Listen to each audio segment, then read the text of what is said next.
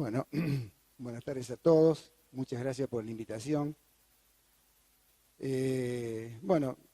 Digamos, voy a empezar por decir de que como investigador del CONICET, digamos, mi trabajo de investigación durante mucho tiempo estuvo dedicado a desarrollar la ingeniería para purificar aguas que estaban contaminadas o que podrían estar contaminados con compuestos clorocarbonados. Y bueno, uno está en el sistema y dice, bueno, hay que producir paper, hay que investigar, no se pregunta mucho estas cosas. Lamentablemente la ciencia no nos preguntamos muchas veces cosas, no tenemos mucho espíritu crítico. Y en todos los trabajos que leía se decía que esos productos clorocarbonados provenían de la contaminación que venía de los agroquímicos que se combinaban con el cloro que se usa para purificar el agua. El cloro que se pone en el agua que tomamos todos los días, el cloro se combina con esos productos agroquímicos y produce en muy pequeñas, infinitamente pequeñas cantidades, unos productos que son cancerígenos. Bueno, digo, está bien, vamos a estudiar esto, vamos a tratar de desarrollarlo, etcétera, etcétera, vamos a contribuir a un bien de la humanidad. Claro, cuando después me jubilé y comencé a ver el mundo, fuera del ambiente científico, comencé a darme cuenta de que el problema no estaba en eliminar los agrotóxicos del agua, sino en evitar que esos agrotóxicos llegaran al agua, al aire, a los alimentos y todo lo demás. Ahí es cuando tomé conciencia de eso y comencé a trabajar en este grupo de trabajo, que ya llevamos 10 años, de paren de fumigarnos en la provincia. Yo quería tomar un poco ahora la cuestión, digamos, de tratar de ver qué significa esto de soberanía alimentaria. En general nos impusieron como dogma que la revolución industrial en el agro traía innovaciones como los cultivos transgénicos, el paquete tecnológico que lo acompaña, iba a ser la gran solución, la solución al problema del hambre en el mundo, como dijo acá mi colega. Esta suposición de que la cadena alimentaria agroindustrial alimentaría el mundo fue totalmente una falsedad total y no tiene fundamentos. Y vamos a ver algunos datos simplemente. Según el grupo ETC, es una organización, se llama Acción sobre Erosión Tecnológica y Concentración, es una organización internacional sin fines de lucro y que está radicada en Estados Unidos, en Canadá y Filipinas. Establecen o muestran de que el 70% de la población mundial se alimenta gracias a la cadena alimentaria campesina, de donde consigue la mayor parte de sus alimentos. ¿Qué es la cadena alimentaria campesina? Son pequeños productores familiares que generalmente tienen autoconsumo o producen un poco más para vender, pero generalmente la zona no se distribuyen en forma como hace la agricultura industrial, que va de un lado para otro, sino que generalmente se alimenta propio y lo que sobra lo reparte o lo vende o lo distribuye o lo intercambia con las poblaciones vecinas. No necesariamente estos pequeños campesinos, medianos campesinos, no usan agroquímicos, sino simplemente la forma de producir y la forma de distribuir. Eso produce en el mundo el 70% de la alimentación mundial. ¿Quién alimenta el otro 30%? La cadena industrial agropecuaria. Es el modelo que nosotros conocemos, este modelo basado en los transgénicos, en los agrotóxicos, en el transporte de una punta a la otra del mundo de los productos alimenticios, que nosotros comemos tomate, cuando no tenemos tomate acá traemos tomate del norte, o traemos los kiwis de Filipinas, y va de un lado para otro, o mandamos la soja a China para que alimente los cerdos, etcétera, etcétera. Esto es un complejo industrial agropecuario que abastecería o debería abastecer al otro 30% que no está abastecido por esta producción campesina. Pero ¿qué pasa?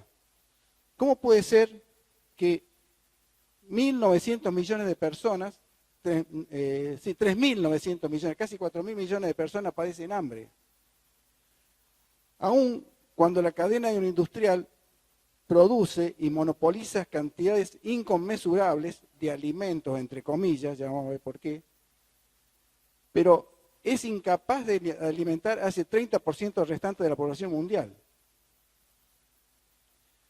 Parte de la respuesta, no toda, es que la cadena esta agroindustrial cosecha calorías que no se destinan. Calorías son, digamos, cuando se habla de comida, se habla de que uno consume calorías necesarias para sobrevivir. Cosecha calorías que no van directamente a la población. Hagamos cuenta. Hay un 44%, bueno, le van a decir que la producción de granos, fundamentalmente de soja, no está destinada al consumo humano directo, sino que va a alimentar animales, cerdos, pollos, vacas en los feedlots, etcétera, etcétera. O sea, eso no se produce alimento para el ser humano, por eso digo alimento entre comillas, sino alimento para animales.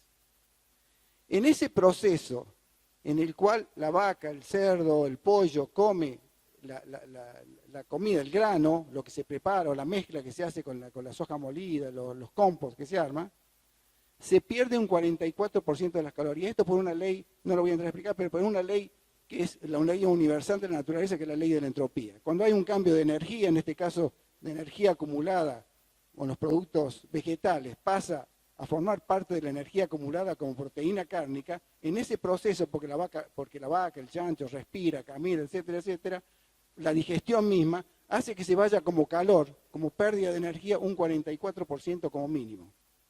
¿Sí? O sea, ahí ya perdemos el 44% de las calorías que se producen por la agricultura agroindustrial.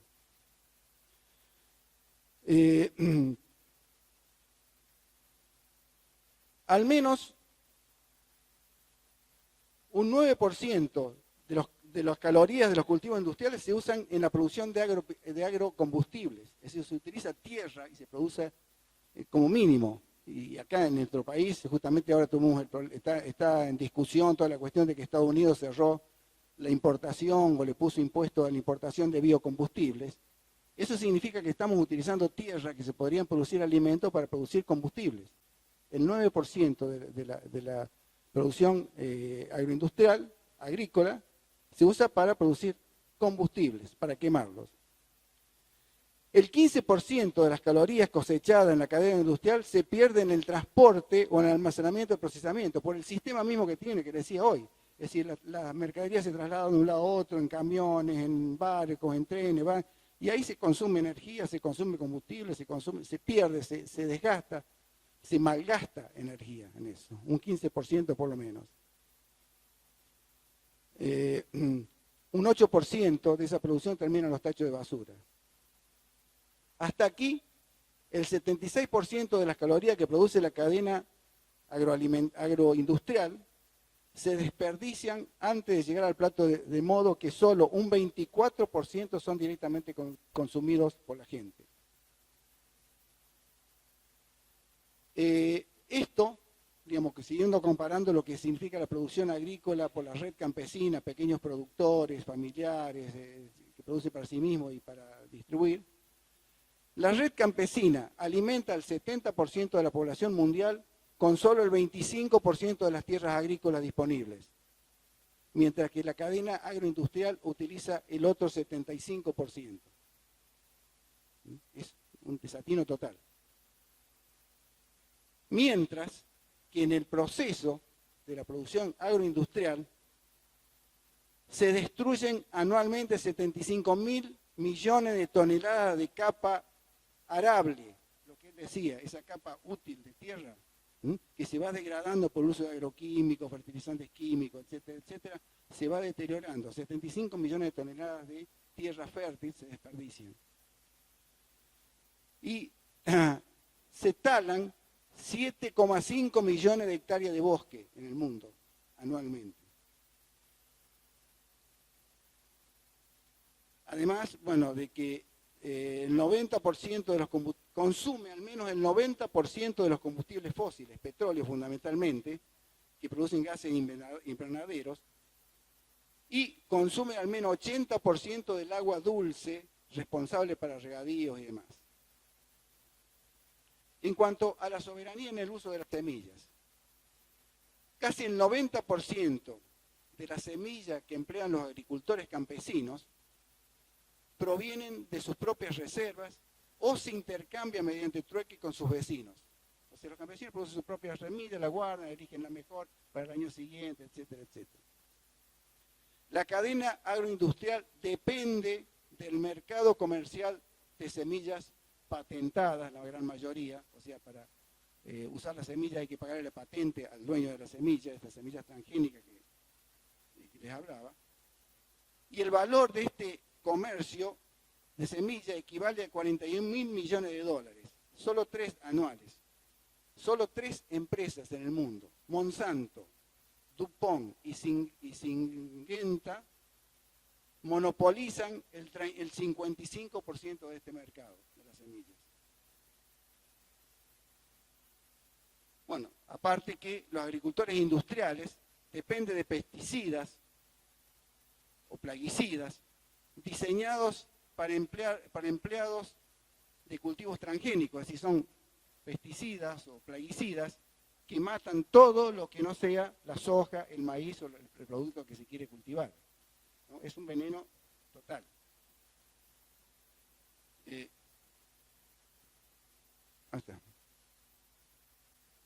Y hay 3 empresas en el mundo donde se adquieren estos productos: Syngenta, BASF y Bayer.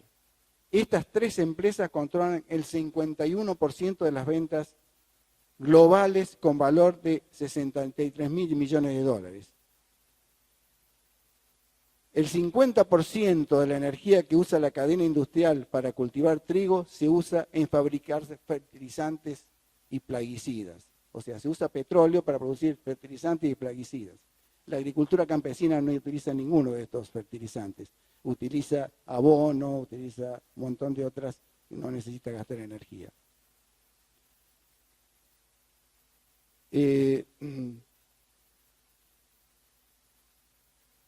La red campesina utiliza 9 veces menos energía que la cadena agroindustrial para producir el mismo kilogramo de arroz o 3 veces menos energía para el maíz.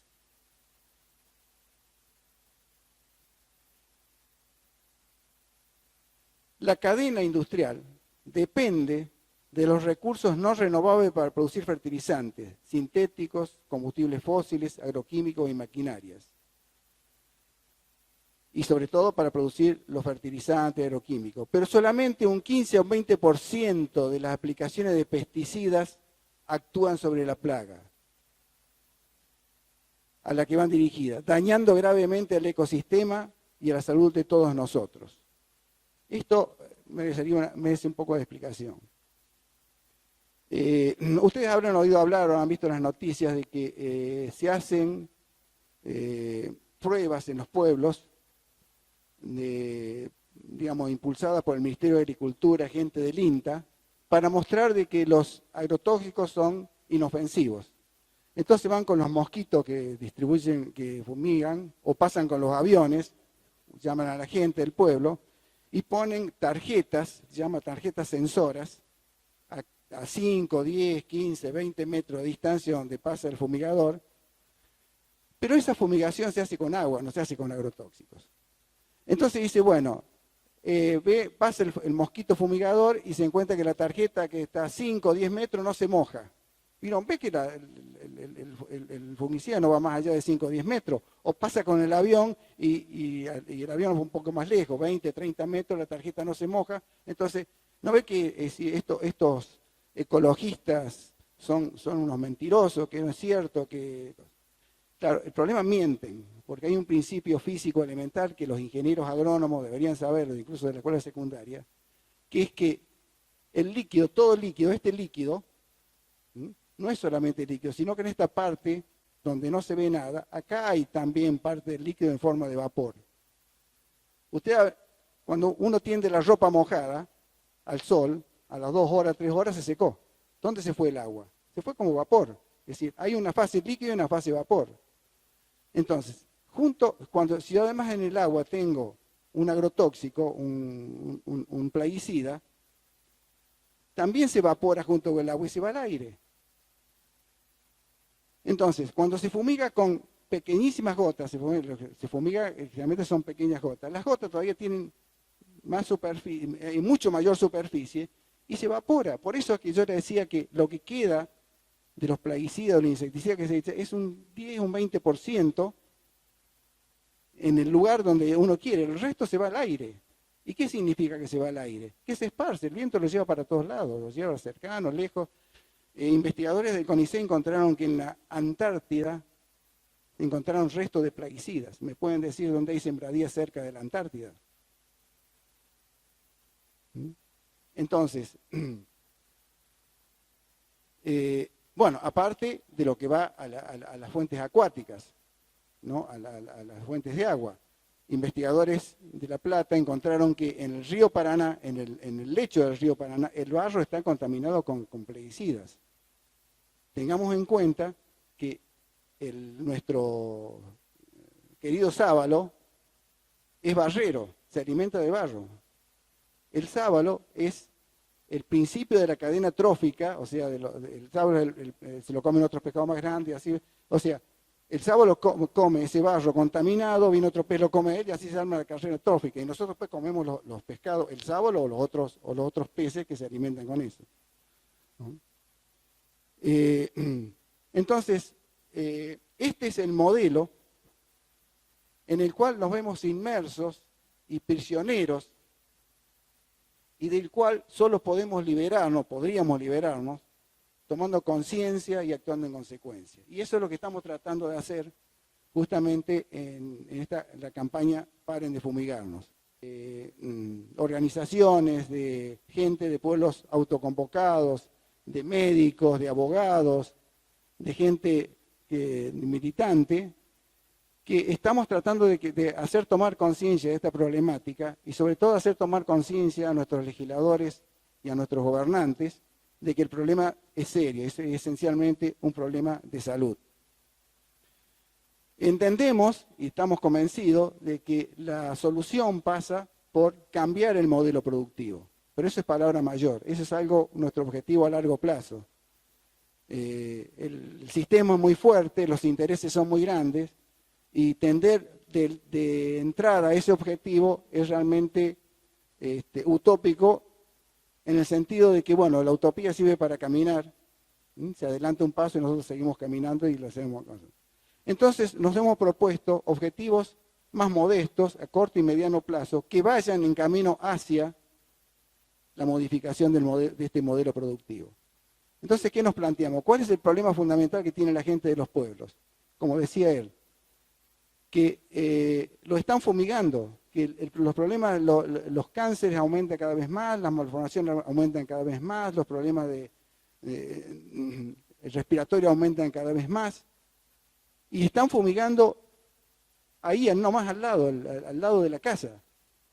Sabemos que en estos días se habrán enterado que han vuelto a fumigar por segunda vez una escuela con jardín de infante en Arroyo Leyes, le pasaron con el mosquito ahí a 15 metros. Entonces, ¿qué nos propusimos? Bueno, tratar de incidir para que se modifiquen las regulaciones, las leyes, de manera tal de tener elementos para poder manejar esto y tratar de alejar estas aplicaciones de veneno de las zonas pobladas. En ese sentido, hemos presentado esta es la tercera vez que la presentamos como movimiento, un proyecto de ley para que se modifique la ley mal llamada ley de fitosanitarios, que data del año 1995 acá en la provincia. Esa ley está totalmente no sirve, puesto que en el año 1995 todavía no se había establecido este modelo agroindustrial de producción. Entonces no tiene en cuenta un montón de situaciones como la que se presentan ahora. ¿Y qué es lo que estamos proponiendo como cambio? Bueno, fundamentalmente que se libere una zona que vaya del borde del pueblo a 1500 metros de distancia de los bordes de los pueblos, sin fumigación. ¿Sí? Que se prohíban totalmente las fumigaciones aéreas con agrotóxicos. ¿Por qué? Porque las fumigaciones aéreas es imposible de controlar. El que diga que se pueda controlar una fumigación de aérea miente. Una vez que se echó el agrotóxico al aire, es imposible controlar a dónde va. Por otro lado, también proponemos que el uso, los agrotóxicos vienen en bidones de plástico. Esos bidones quedan tirados por cualquier lado. En las casas de campo, por ahí los vamos a encontrar en montones de lugares. Pero además, lo peor es que se los recicla, que parte de ellos se los recicla. Se los lleva a plantas industriales, o llamadas industriales, que ¿qué es lo que hacen? Le pegan una lavada, los reciclan al plástico y hacen juguetes para niños. Esos plásticos tienen impregnados los agrotóxicos. Entonces, ¿qué es lo que proponemos nosotros en esta ley?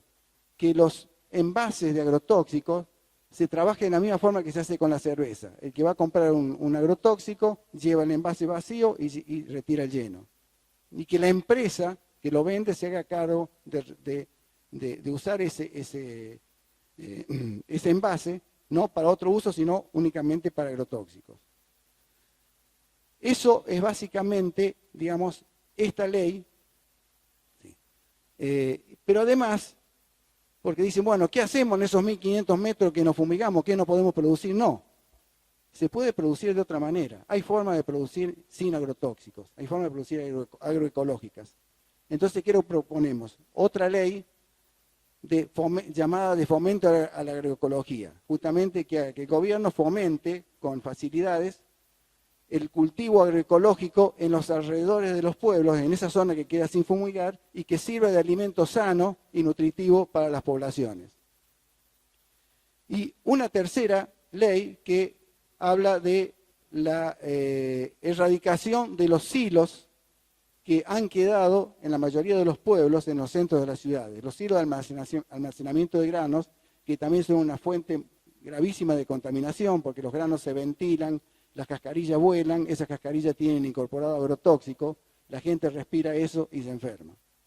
Estas son básicamente 3 leyes que están en este momento en diputados. La introdujimos en abril, todavía no la trataron. Estuvo dormida en la Comisión de Agricultura. Ahora conseguimos que el diputado del FRADE hiciera votar que se la pase a la Comisión de Sanidad, de Salud, que es donde debía realmente, porque realmente es un problema de salud, y ahí está en este momento. Entonces, queremos presionar de todas formas para que esa ley sea tratada. El año que viene perdería nuevamente. Esta ley ya perdió 2 veces el Estado parlamentario porque no la trataron. Esta es la tercera vez que la presentamos. Si no sale el año que viene, vuelve a perder Estado parlamentario. Entonces, estamos haciendo lo posible, crear conciencia, digamos, movilizarnos. Hemos conseguido el apoyo de más de 160 organizaciones, ONGs y instituciones de la provincia, y las hemos presentado a la legislatura. Y ahora, para el miércoles 22, los invito a todos, vamos a hacer una gran movida cultural frente a la legislatura a partir de las 10 de la mañana. Va a haber banda de tambores, percusión, va a haber grupos musicales, artistas plásticos, como una forma, digamos, novedosa de presionar a los legisladores para que se pongan los pantalones largos, hagan lo que tienen que hacer y bueno, y sean de una vez por todas o por alguna vez nuestros representantes, digamos, en la legislatura. Bueno, por mi parte, muchísimas gracias por la atención.